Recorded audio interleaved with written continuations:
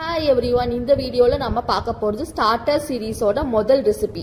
டோட்டலா நான் 20 starter recipe post பண்ண போறேன். ஒவ்வொரு வாரமும் ஒவ்வொரு ஸ்டார்டர் ரெசிபி போஸ்ட் பண்ணுவேன். எல்லாரும் பாருங்க. ஸ்டார்டர் சீரிஸ்ல முதல் ரெசிபி வந்து எல்லாருக்கும் ஃபேவரட்டான ஸ்டீம்டு மோமோஸ். மோமோஸ் செய்ய மைதா மாவு எடுத்துக்கிறேன். அதுல தேவையான அளவு உப்பு ஆட் பண்ணிக்கிறேன். 1/4 டீஸ்பூன் மிளகாத்தூள் ஆட் பண்றேன். 1/4 டீஸ்பூன் பெப்பர் ஆட் பண்றேன்.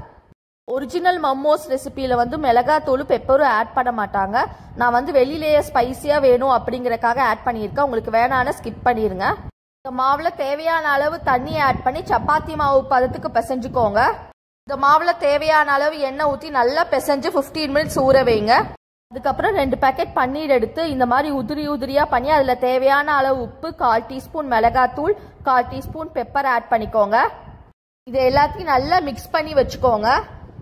நான் இன்னைக்கு மொமோஸ் ஷேப் பண்ண மொமோஸ் மேக்கர் யூஸ் பண்ணுறேன். நான் அமேசானில் ஆர்டர் பண்ணி வாங்கினேன்.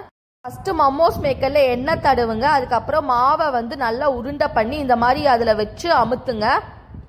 தேய்ச்சி வந்திருக்க மாவு எடுத்து இன்னொரு ரவுண்டில் வச்சு பன்னீரை இந்த மாதிரி உருண்டையாக பண்ணி சென்டரில் வச்சு இன்னொரு தடவை ப்ரெஸ் பண்ணுங்க. கையில் ஷேப் பண்ணுறதை விட மொமோஸ் மேக்கர் வச்சு ஷேப் பண்ணால் ரொம்ப ஈஸியாக வேலை முடிகிற மாதிரி இருக்குது. பாருங்கள் எவ்வளோ அழகாக ஷேப் ஆகி வந்திருக்குன்னு. இந்த மொமோஸ் மேக்கர்ல இருக்க ஒரே மைனஸ் பாயிண்ட் என்னன்னா இது அடிக்கடி கலண்டுருது. இந்த மாதிரி ஸ்டஃப் பண்ண மொமோஸ் எல்லாம் இந்த மாதிரி ஸ்டீமர்ல வச்சு ஸ்டீம் பண்ணிக்கிறேன். இந்த ஸ்டீமர் வந்து நான் அமேசான்ல வாங்கினேன்.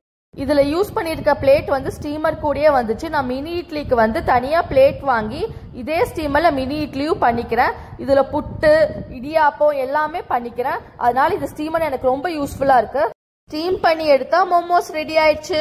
உங்களுக்கு என்ன ஸ்டார்டர் ரெசிபி வேணும்னு கமெண்ட்ல ஷேர் பண்ணுங்க.